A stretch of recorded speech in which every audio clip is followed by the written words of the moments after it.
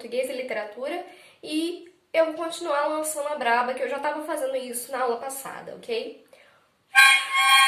A gente tinha parado em antítese, né? E o que a gente estava fazendo? A gente estava fazendo um joguinho de adivinhação. Eu tô aqui cantando e você aí vai adivinhar, né? Qual figura de linguagem que é, quem canta, né? A gente estava nesse show do milhão aí. Se você tiver acertado tudo, aí você é brabo. Parabéns. Era um garoto que, como eu, amava os Beatles e os Rolling Stones. Girava o mundo sempre a cantar as coisas lindas da América. Quem canta essa música? E qual é a figura de linguagem? Um segundo. Quem canta essa são os Engenheiros do Havaí, né? E qual é a figura de linguagem? Metonímia. O que é a metonímia? Todo mundo sempre fica tão confuso, né, quando fala da metonímia. Mas a metonímia aí tá quando a gente fala sobre amava os Beatles e os Rolling Stones. A metonímia a gente usa quando a gente substitui termos que têm semelhança. Então, quando você fala que ama os Beatles e os Rolling Stones, você na verdade ama a música deles, né? Você aprecia a música deles. Mas não necessariamente você tem a necessidade de falar, eu amo a música dos Rolling Stones. Como a gente tá vendo aí que é uma canção, né? São versos. As pessoas às vezes suprimem alguns termos, né? Que têm relação de semelhança. Então, quando você fala assim, eu amo Tarsila do Amaral.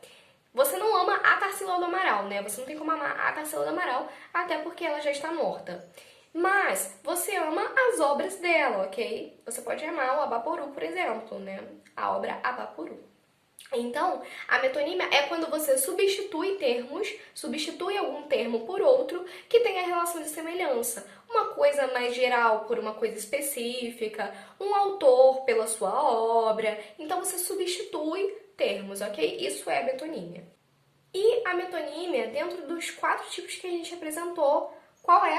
A metonímia entra nas figuras de palavras. Por quê? Porque você muda o sentido da palavra. Então, quando você fala que você ama Tarsila do Amaral, você não está querendo falar que você ama Tarsila do Amaral, mas você está querendo falar que você ama a obra dela. Então, aí as palavras, né, Tarsila do Amaral, são trocadas pela palavra obra. Então, você muda o sentido das palavras que você está utilizando, porque você está substituindo. E vamos para a próxima. Essa daqui, eu não achei alguma música, não consegui pensar em alguma música. Mas você sabe alguma música? Vamos ver se você sabe. Mas a gente tem um poema muito conhecido, né? Que é: amor é fogo que arde sem se ver, é ferida que dói e não se sente, é um contentamento descontente, é dor que desatina sem doer. Eu sei que existe uma música que tem esse poema, sei sim. Mas eu gostaria de saber se existe alguma outra música que tenha paradoxo que não seja essa. Eu não consegui lembrar, mas se você souber, você escreve aí nos comentários pra gente e fala: eu sei, existe uma música tal que tenha paradoxo. Esse poema é muito famoso e ele foi feito por Luiz Vaz de Camões. O que é o paradoxo, né? Paradoxo é uma figura muito legal. Porque para significa contrário, ser contrário a alguma coisa. E doxa é opinião, ideia, né? Então, são ideias opostas, ideias contrárias. Quando você fala que amor é fogo que arde sem se ver, ou seja, o fogo arde e você vê o fogo lá ardendo. E como que você... Ele tá falando que arde, mas você não vê. É ferida que dói, então dói, e você não sente. Como que dói e você não sente? É um contentamento descontente. Então ele tá falando que você pode ficar contente e não contente ao mesmo tempo. É dor que desatina sem doer. Então ele tá falando que é dor e ele tá falando que não dói ao mesmo tempo. Como que isso pode acontecer? Então o paradoxo é exatamente isso. São ideias contrárias. Helena, mas e antítese?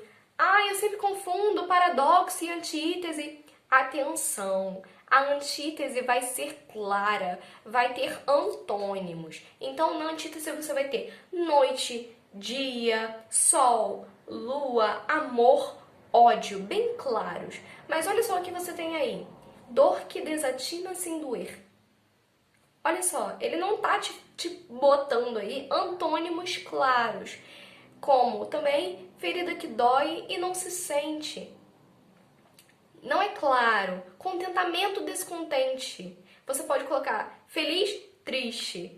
Ok? Mas não contentamento, descontente. Olha só o que ele está fazendo. Ele está fazendo um jogo de palavras para te fornecer ideias opostas. E quando você tem esse jogo de palavras e você não tem exatamente muito claro quais são os antônimos, aí você tem um paradoxo. Paradoxo é, portanto, uma figura de pensamento, porque você tem aí no campo semântico, no campo das ideias, ok? E aí você muda o sentido das palavras aí no campo das ideias. A gente vai para a próxima. Tá vendo aquela lua que brilha lá no céu? Se você me pedir, eu vou buscar só pra te dar. Quem é o autor dessa música e qual é a figura de linguagem? Então é o famoso Exalta Samba. E qual é a figura de linguagem? Hipérbole. Por que hipérbole? O que é a hipérbole? A gente já sabe que tem aquela coisa de muito, né? Hiper é o prefixo que indica abundância, grande quantidade. E aí, quando a gente fala de hipérbole, é um exagero, certo? Então, quando ele fala que tá vendo aquela lua que brilha lá no céu, se você me pedir, eu vou buscar só pra te dar. A não ser que você seja o Gru, né, de meu malvado favorito, é impossível que você pegue a lua pra você dar pra alguém. Então, é uma hipérbole, é um exagero. Ainda que você ame muito a outra pessoa, é impossível que você carregue a lua e dê a lua pra ela, porque isso causaria um eterno desequilíbrio, né? Eu acho que outras pessoas podem falar melhor do que eu sobre isso, inclusive os professores de física, mas causaria um extremo desequilíbrio ambiental em que o mundo iria colapsar e todos nós iríamos morrer. Dentro dos 4 que a gente apresentou, a hipérbole é uma figura de pensamento, porque você não modifica o sentido de lua, mas você trata aí de um exagero, e um exagero no campo das ideias, um exagero semântico, certo? E vamos pro próximo. O jeito é dar uma fugidinha com você, o jeito é dar uma fugida com você se você quer. Quem que é o famoso autor dessa música? Michel Teló, ok? Aí um grande dia para todo mundo que gosta de dor de cotovelo. E aí, quando ele fala que é fugidinha, a gente sabe que assim, ele tá aí dando uma aliviada na situação, porque não é exatamente fugir, né? A gente sabe que tem um outro sentido aí, é um duplo sentido aí que ele colocou, que eu não vou falar, né? O YouTube tem restrição. E quando ele fala fugidinha, ele tá aliviando a situação. Se ele tá aliviando a situação, qual é a figura de linguagem? Eufemismo. Então, o eufemismo é quando a gente fala alguma coisa, ao contrário da hipérbole, né, que é o exagero. O eufemismo é quando você alivia uma situação, ok? Quando, por exemplo, sei lá, uma pessoa morre e aí você fala assim, ela foi descansar nos braços de Deus. E aí, na verdade, não é isso, né? Ela morreu. Então, a gente não quer usar a palavra morreu, então a gente usa outras palavras, né? Pra gente diminuir a situação. Então, quando ele fala fugidinha, ele não queria falar isso, ele queria falar outra coisa. E aí, o Michel Teló utilizou eufemismo. Quem disse que nossa música brasileira não é cultura? Aí, ó, tá vendo? Cheio de cultura. Essa aqui vocês nem vão precisar pensar muito. O que é imortal não morre no final. Quem cantou isso? Sandy, de Sandy Júnior. E aí, quando ela fala o que é imortal não morre no final, a gente já sabe que a pessoa que é imortal não morre, né? O que é imortal não morre. Aí a Sandy repete, né? O que é imortal não morre no final. E qual é a figura de linguagem? Pleonasmo. A gente também chama essa figura de linguagem de redundância. Então, pleonasmo é quando você repete as coisas que, obviamente, seriam desnecessárias. O que é imortal não morre no final. Andar para frente, voltar para trás, subir para cima, descer para baixo. Pleonasmo. Agora eu quero ver você falar, isso daqui que eu vou falar, em velocidade super rápida. Quem com ferro fere, com ferro será ferido. A arara de Araraquara é uma arara rara. 2 pratos de trigo para 3...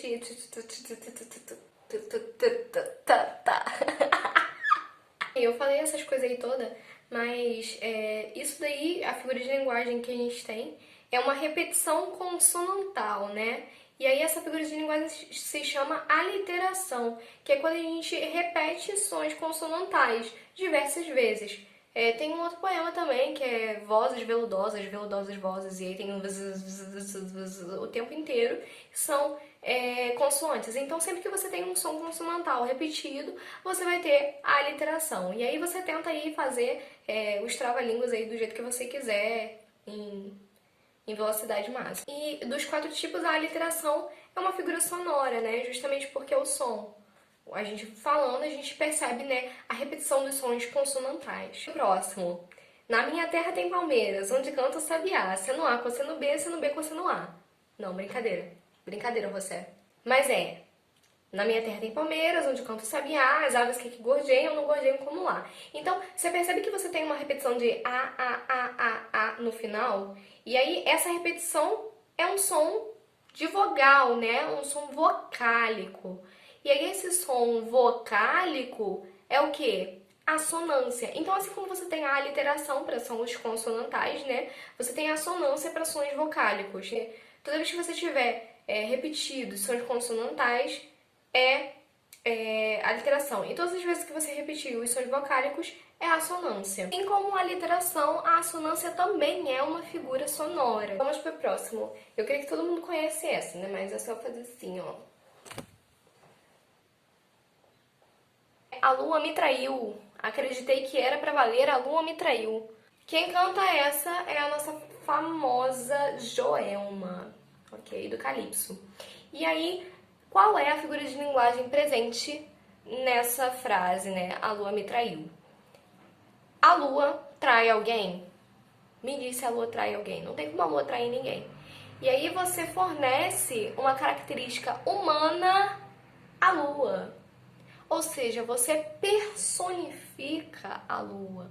A gente chama isso de personificação ou prosopopeia. É a figura de linguagem que dá vida a seres que normalmente são inanimados, coisas que não são humanas. Também acontece quando a gente atribui a animais, por exemplo, características humanas. Como, por exemplo, nas fábulas, né? Quando a gente fala do coelho, da raposa, da lebre. E aí a gente conta essas fábulas para criança e a gente dá sentidos humanos, né? Emoções humanas a animais. A gente coloca as nossas impressões, os nossos sentidos e a gente fornece eles aos animais e cria personagens baseados em sentidos humanos. A personificação, por sua vez, é uma figura de pensamento, porque apesar das palavras serem utilizadas, você não tem alteração nas palavras, você vai ter uma alteração aí de sentido, né? Que são seres inanimados ou animais agindo como humanos. Tem também, por exemplo, a lua, tal qual a dona de um bordel, pedia a cada estrela fria um brilho de aluguel. O pessoal gosta de personificar a lua, né? E quem canta essa é Elis Regina, o bêbado e equilibrista. Show? Mais uma aí que o pessoal gosta de cantar, né? O pessoal fala assim, bonito! Que bonito, hein? Será que eu estou atrapalhando o casalzinho aí? E aí quando ela fala bonito, que bonito, ela tá achando realmente a cena bonita? Eu pergunto a você. Então, quando ela fala bonito, que bonito, será que eu tô atrapalhando? Ela tá querendo, na verdade, dizer exatamente o contrário. Que porcaria você fez, que droga, eu não acredito. Então, assim, a ironia, né, que é a nossa figura de linguagem, essa figura de linguagem, ela pretende dizer exatamente o contrário do que está sendo dito. Disso aí vocês sabem, né? Aposto que vocês usam ironia o tempo inteiro. E a gente vai finalizar com a melhor de todas, que vocês têm que saber. Essa, se vocês não souberem, eu vou ficar chateada. Báltica, bauau, falou o meu amor. Bau, babau, meu coração bateu. Vocês não acham que existe... Cara, não existe coisa mais linda do que isso, gente. Chua nunca mais parou. Isso quer dizer que você gamou. Cara, perfeito. Pra quem não conhece, tá em Phineas e Ferb isso, cara. É perfeita essa música. E o que você tem aí de interessante nessa música? É justamente o bau, tica, bau, au. Você não tá dizendo absolutamente nada com isso, ok? Não é nada inteligível. Mas isso se chama onomatopeia. E aí a onomatopeia é quando você reproduz, né, um som. Isso acontece em quadrinho, quando você coloca bum, pô, pá, pá, tchá, tchá, tchá, tchá. aparece um monte, assim, de coisa, assim, né? São palavras que têm a ver com sons. E aí a gente identifica, né, obviamente, que é uma figura sonora. Ah, Helena, mas a gente comentou também das figuras de construção, das figuras de linguagem de construção. A única figura de linguagem de construção que a gente viu aqui foi o pleonasmo. E por que o pleonasmo? Porque você tem a repetição de um termo, né? E aí a figura de construção, ou a figura de sintaxe, é justamente quando você tem uma alteração na estrutura sintática da frase. A gente vai ver isso com mais calma na estrutura sintática da oração, né? A gente vai ver isso com mais calma. Mas a única figura de linguagem que a gente usou que tem uma alteração na estrutura sintática é o pleonasmo, ou redundância, né, que a gente chama. Entenderam tudo? Espero que vocês tenham entendido. Até a próxima aula. Beijinho!